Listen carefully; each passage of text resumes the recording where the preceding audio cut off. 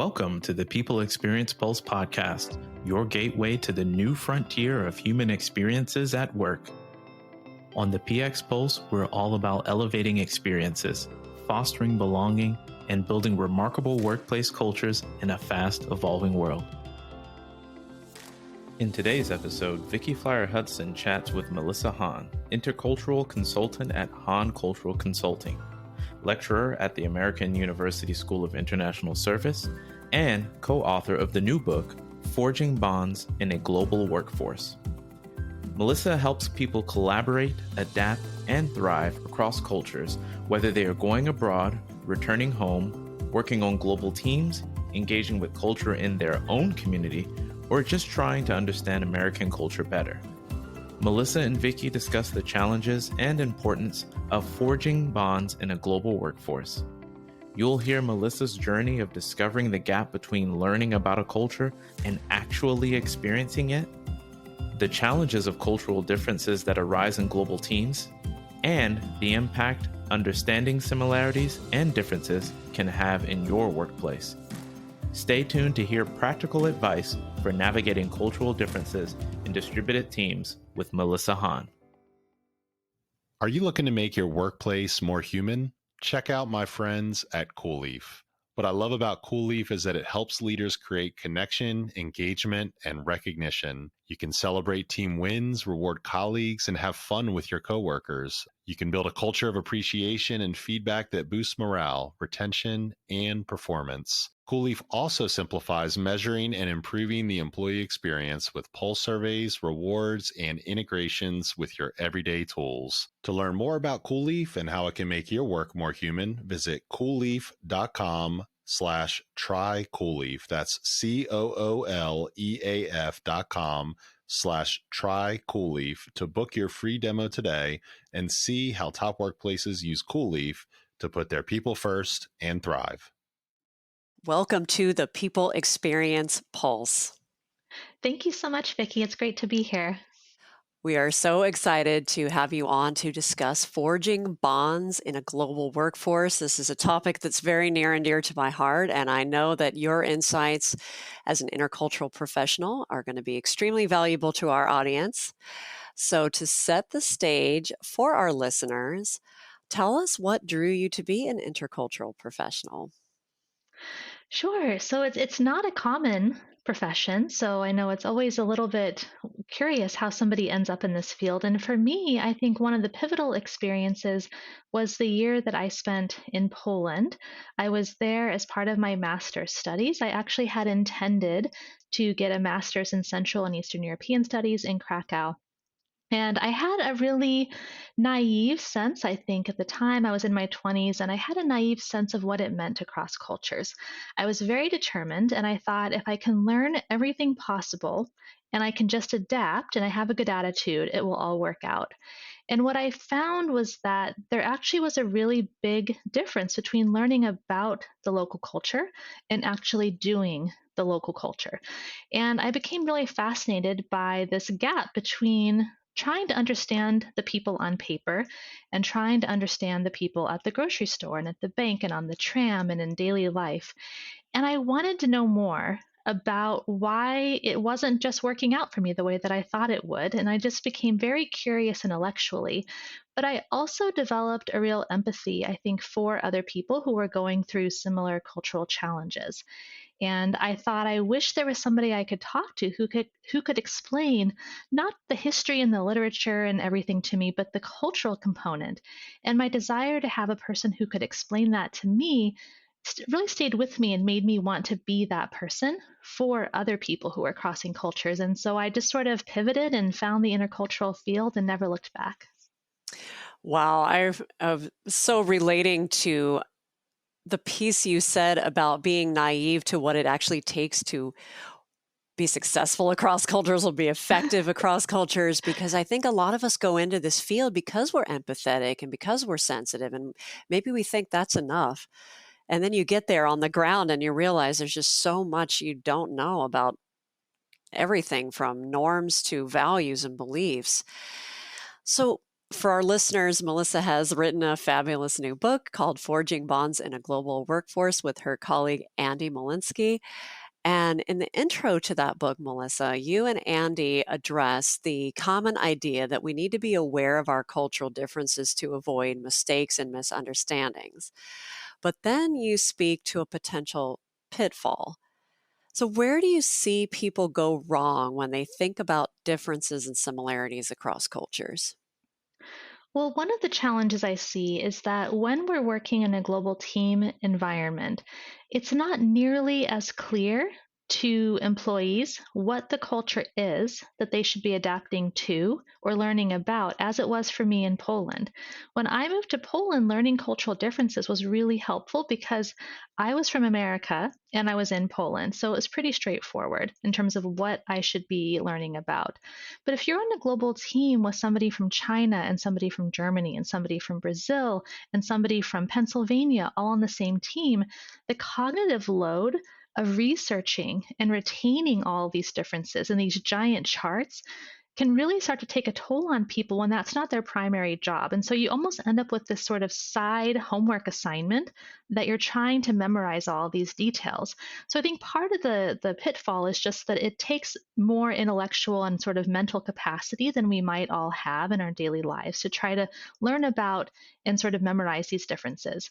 But the other dilemma I see is that the differences themselves aren't necessarily instructive or actionable. So they're good context to have. It's useful information in the background to know that somebody from Germany might be direct and somebody from Japan might be indirect, for example. But that doesn't necessarily tell you how to engage with those particular people on your team. And I think sometimes we get hung up on memorizing the differences and we forget to interact with the actual real life people who are right in front of us, either in person or virtually. And we sort of feel that we're never ready to engage because there's always more information to try to learn. So, what we want to try to do is help people not say that differences aren't important, but help them kind of move along their journey to connecting in spite of those differences or in light of those differences. Yeah, because ultimately, I think if you can move past that, then the differences can become an advantage. Not always. I mean, differences can be challenging, and it's a wonderful thing to say that diversity always brings advantage, but it's both, right? It brings both advantage and difficulty. But I'm hearing you say that really it's interact and engage with the person right in front of you, and that's where the real connection and depth lies. Is that right? That is, and we're also wanting to help people recognize that national cultural differences are only one part of the of the puzzle. That there also may be similarities in terms of the field that you're in, or you might both have similarities in terms of your personality. And so, what we don't want to do is deny differences because differences are important in helping us understand where we all come from. But we also don't want to assume that the differences are so significant that they sort of black out all the other similarities that we might have in common. And we also don't want to raise the stakes so high for people that they feel that they can't get started. And that's one thing that I often hear as an intercultural trainer and coach, that people will say, well, I don't know anything about China. I don't feel like I can work with this person. And we want to try to reorient people's perspective to say, well, learning more about China might be helpful, but you don't have to master all of China, like a PhD in China, to work with your colleague. You just need to get to know them. So we're trying to bring it back down to earth a little bit and help people get started, even when they have an imperfect amount of information. That is so important because it's a huge barrier, and you want to break down any barriers there are to people being able to engage across the globe. And if they feel like they need a PhD in each culture, then that's just going to be so overwhelming that they don't even want to start, like you said. So, Melissa, one thing you've previously spoken about is the importance of recognizing nuance. And that was definitely something that struck me because, especially in fields like finance and technology, I hear a lot of folks say that, oh, well, culture doesn't really matter that much because we're a global culture and, we're used to working in these distributed teams. But to me, that makes me curious because there is so much nuance that goes on in working across difference of any kind.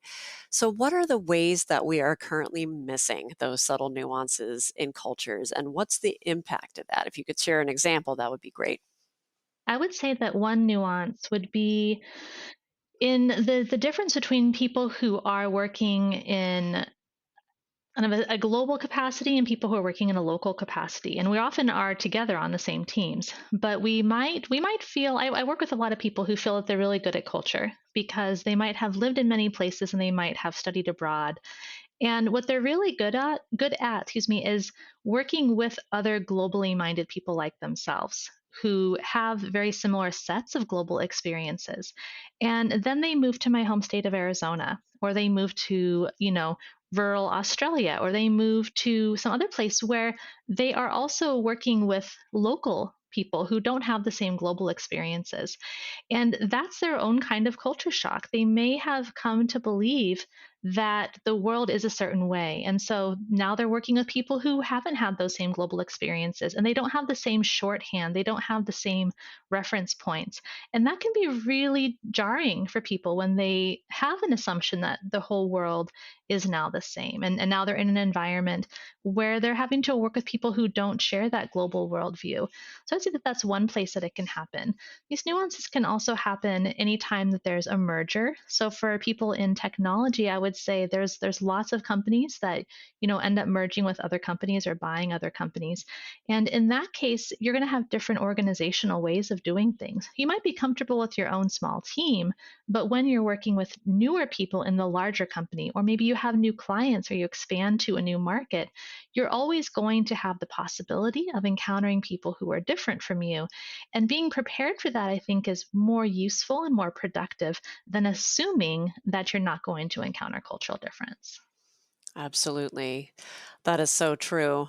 Denying, like you said earlier, denying the difference, even though it is part of our goal to engage and focus on similarities as well, but not at the expense of knowing what differences could impact your work, right?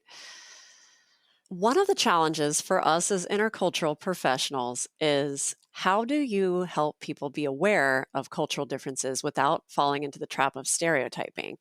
So, how do we avoid stereotyping people and getting to know the individuals themselves?